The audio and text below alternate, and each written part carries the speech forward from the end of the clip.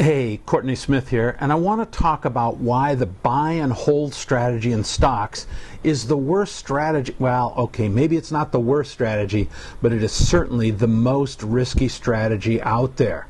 For years, from the 1950s until just very recently, the commonly held wisdom was that we should always buy stocks, good quality stocks, and ride them forever, compounding our money and thus becoming millionaires. Books were written about it.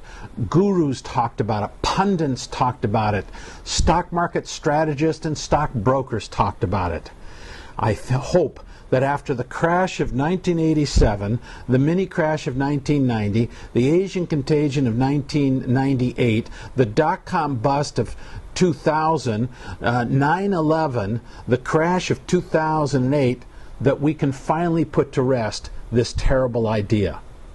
One of the problems with the statistics that suggest that buy and hold is a good strategy is that they ignore the fact that a lot of companies go bankrupt, and those are taken out of the indexes, and thus there is a bias in favor of whatever the index is, because it doesn't count that some of the stocks you'll own will go bankrupt.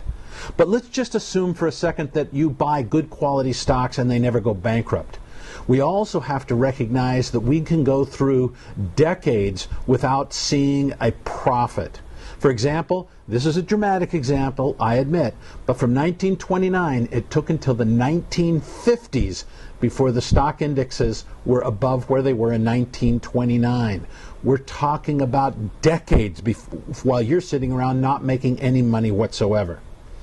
Lately, we've seen a situation where the market peaked and took years to get back as well before it got back to where it was. The NASDAQ has still not gotten above where it was in 2000. So once again, we're in a situation now where we've gone 10, 11 years and still no profit in our portfolio. The other problem with buy and hold, it is even though it can be a good strategy over a very long period of time, say 30 or 40 years, over the short run, it is a disastrous strategy. Over the short run, we can go through situations like we did in 2008, where the stock market loses half its value.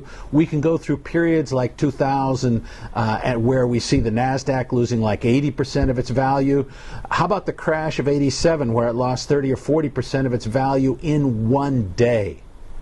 Now, I know a lot of people that thought they were going to retire in 2000 and then got their money wiped out. They were able to get out with a 50% decline, but what that meant was that since 50% of their portfolio they lost 50% of their portfolio just as they were about to retire, that means that they couldn't retire. And in fact, 10 years later, are still working. They tried to stick with the buy and hold strategy, but then they got killed again in 2008. The key here is that the buy and hold strategy is a disaster because it doesn't control the risk in the portfolio. It's okay for someone like Warren Buffett to buy and hold, because if he goes from being worth $35 billion to $18 billion, what difference does it make? But for you and I, it makes all the difference in the world. What you need to do is always control your risk. You need to use stop losses so that when your stocks start to go against you, you get out for little teeny losses.